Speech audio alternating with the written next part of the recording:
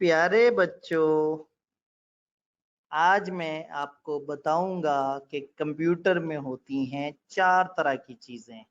Input devices, output devices, storage और processing. यानी कि हर कंप्यूटर 4 तरह के काम कर सकता है। Number 1 input, number 2 processing, number 3 output और नंबर 4 उसमें स्टोरेज होनी चाहिए। एएफसी की बातें हम रिपीट कर रहे हैं। तो प्यारे बच्चों, कंप्यूटर एक मशीन होती है। ये मशीन इंसान के बहुत काम आती है। ये ऐसी मशीन होती है जो इंसान का काम आसान करती है। ये मशीन इंसान के मातहत होती है, लेकिन फिल्मों में ये मशीन कभी कभी पागल हो जाती है और इंसान के अगेंस्ट भी आ जाती है। तो कंप्यूटर कहेंगे उस टेक्निकल डिवाइस को जिसमें 4 काम होते हों। Input, processing, output, storage. तो इसका मतलब है कंप्यूटर किसी खास शक्ल की चीज को नहीं कहते। कंप्यूटर नाम है एक डिवाइस का। कंप्यूटर नाम है एक मशीन का। कंप्यूटर नाम है एक पुर्जे का। हर वो मशीन जो ये 4 तरह के काम करने की सलाहियत रखती है, उसको प्यारे बच्चों क्या कहते हैं प्यार से? सर मैं बताऊं कंप्यूटर। शाबाश, बहुत अच्छा बताया। तो जॉनी बेबी बहुत अच्छी तरह से सारी बातें समझ गया है। अब इस जॉनी बेबी को आगे चल के कुछ और बातें हम बताते हैं। अब मैं और क्या करूं, खुदा का खौफ करें, मैं अब कंप्यूटर पढ़ाऊंगा आप लोगों को। मतलब इतने बड़े बच्चों को कंप्यूटर मैं पढ़ाऊंगा। लेकिन बहरहाल चूंकि ये मेरे जिम्मे है, मेरे सिलेबस के अंदर शामिल है। ऑल्दो आप एएफसी में पढ़ के आए हुए हैं, लेकिन चले कोई बात नहीं, मैं आपको बता रहा हूं कंप्यूटर किसे कहते हैं। तो कंप्यूटर एक ऐसी मशीन है। अब मैं आपको बताता हूं, फर्ज करें आपके हाथ में मौजूद कैलकुलेटर अगर ये सारे काम करता हो तो मैं उसे कंप्यूटर कहूंगा। आप उस पर इनपुट कर सकते हैं कीज से, यस। क्या उसमें प्रोसेसिंग है? यस। क्या वो आउटपुट देता है? यस। अगर उसमें स्टोरेज भी है, उसमें मेमोरी और बाकी सारे काम है, तो मैं आपके हाथ में मौजूद उस कैलकुलेटर को कंप्यूटर कह दूं तो दुखी नहीं होना। कंप्यूटर जरूरी नहीं उस शक्ल को कहें जो आपको नजर आता है। तो कंप्यूटर कोई भी मशीन है। आपके घर में रखी हुई एक घड़ी भी कंप्यूटर हो सकती है। आपके हाथ में मौजूद आपका टैब भी एक कंप्यूटर हो सकता है। आपका मोबाइल भी एक कंप्यूटर है। आपकी एंड्रॉइड वॉच भी एक कंप्यूटर है। आपके घर में रखा हुआ यूपीएस भी कंप्यूटर है। आज के दौर में कई जनरेटर्स भी ऐसे हैं जिनमें स्टोरेज और प्रोसेसिंग फैसिलिटी होती है, वो भी कंप्यूटर है। इवन आपका अगर एसी ऐसा है जो वाईफाई से चलता है और उसके अंदर एक अच्छा इंटेलिजेंस सिस्टम है, इनपुट आउटपुट लेता है और चीजों को स्टोर करता है, तो उस एसी के अंदर जो मौजूद सर्किट है वो भी कंप्यूटर है। तो मैं बताना ही चाह रहा हूं कि कंप्यूटर किसी खास शक्ल की डिवाइस को नहीं कहते, एक ऐसी मशीन को कहते हैं जो इनपुट आउटपुट प्रोसेसिंग और स्टोरेज का काम करके थे। तो बहुत सारी गाड़ियों के अंदर लगे हुए जो उनके जो मेन चीजें हैं वो भी कंप्यूटर है। हवाई जहाज में जो कॉकपिट और वो सारी मशीन रखी है वो भी एक कंप्यूटर है।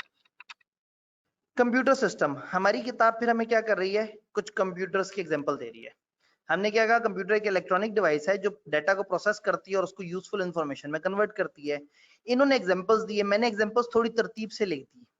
ये थोड़े से छोटे कंप्यूटर्स हैं, ये दरमियाने कंप्यूटर्स हैं और ये बड़े कंप्यूटर्स हैं। ये मैंने इस तरतीब से रखे हैं कि हम छोटे मोस्ट से बड़े मोस्ट की तरफ चलें। किताब ने सिर्फ एग्जांपल दिए, इनकी डिस्क्रिप्शन नहीं दी। हैंडहेल्ड कंप्यूटर्स, जैसे मैंने आपको बताया, आपका ये जो कैलकुलेटर है, पुराने जमाने में पेजर्स होते थे वो। देन स्मार्टफोन, ये जो आपके मोबाइल फोन है, एंड्रॉइड फोन, आईओएस फोन, ये उससे थोड़ा बड़े लेवल पे आए तो टैबलेट कंप्यूटर्स, ये जो टैब्स वगैरह होते हैं जिसपे प्रोसेसिंग और सारी कैपेबिलिटीज होती हैं। देन उससे ऊपर आए तो नोटबुक कंप्यूटर्स, ये जो आपके लैपटॉप्स वगैरह होते हैं, ये इसमें काउंट हो रहे होते हैं लैपटॉप्स वगैरह। तो अगर हम गौर से देखें तो ये वाले सारे वो हैं जो पोर्टेबल किस्म के कंप्यूटर्स हैं, जिनको आप लेके इधर उधर फिर सकते हैं। हाथ वाले कंप्यूटर्स यानी कैलकुलेटर वगैरह, स्मार्टफोन्स ये भी हैंडहेल्ड ही होते हैं एक तरह से। टैबलेट्स ये थोड़े से बड़े होते हैं साइज में, और नोटबुक या लैपटॉप्स ये थोड़े और बड़े होते हैं और ये भी पोर्टेबल होते हैं, लेकिन ये जरा ज्यादा भारी होते हैं और ये उतने आसानी से पोर्टेबल नहीं होते कि मोबाइल की तरह जेब में डाला और चल पड़े। इससे ऊपर आए तो फिर हमारे आते हैं डेस्कटॉप कंप्यूटर और मिनी कंप्यूटर। डेस्कटॉप कंप्यूटर जिसको आप पीसी भी कहते हैं, पर्सनल कंप्यूटर, जिसमें एक बंदे के सामने एक मशीन रखी हुई है, सीपीयू वगैरह रखा हुआ है और उसके ऊपर वो काम कर रहा है। मिनी कंप्यूटर पर्सनल कंप्यूटर से बड़ा होता है या पर्सनल कंप्यूटर से हटके होता है। ये एक इंसान का कंप्यूटर नहीं होता, ये एक मशीन सी होती है। जैसे मैंने कहा ना, हवाई जहाज में जो कॉकपिट है वो एक कंप्यूटर है।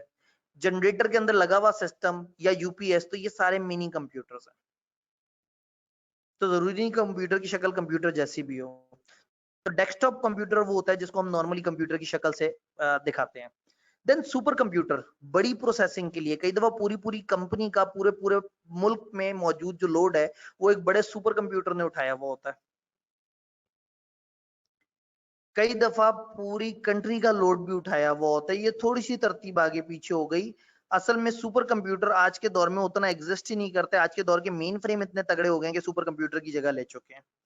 सुपर कंप्यूटर एक बहुत तूफानी कंप्यूटर को कहते हैं, ऐसा जो पूरे पूरे मुल्क की कंप्यूटिंग समझता हो।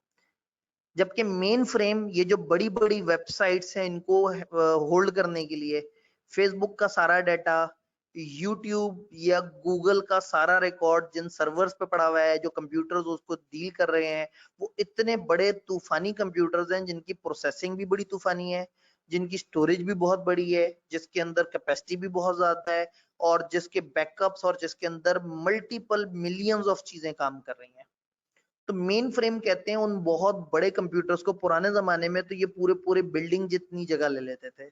अभी भी वो कंपनियां जिनके डाटा एबनॉर्मली ग्रो कर चुका है, जैसे फेसबुक, उनको ये प्रॉब्लम आ रही है कि एक स्टैंडर्ड कंप्यूटर उनका डाटा नहीं स्टोर कर पा रहा। आप कभी नेट पे सर्च कीजिएगा कि फेसबुक डाटा कैसे स्टोर करता है। वो बेचारे अब पुराने दौर पे चले गए हैं।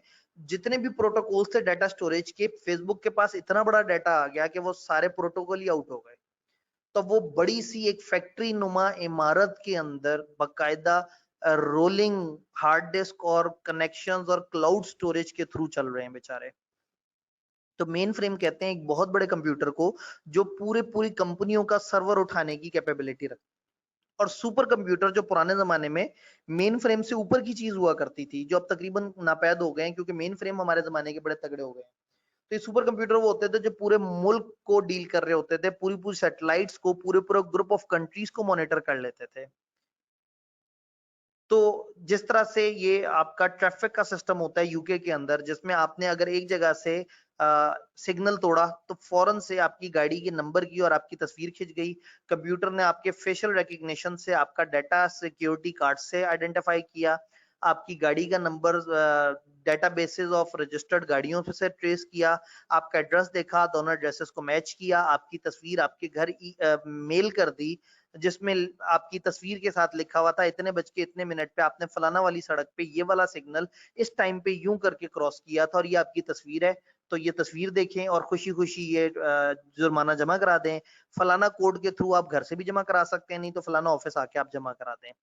मतलब एक ऐसा कंप्यूटर जिसके पास पूरे मुल्क के सारे लोगों के एनआईसी की, गाड़ियों के रजिस्ट्रेशन, फेशियल एक्सप्रेशन, फिर पूरे मुल्क में जितने सिग्नल्स हैं, सिग्नल में लगे हुए जितने कैमरे हैं, उन कैमरों के साथ सारी इंटीग्रेशन।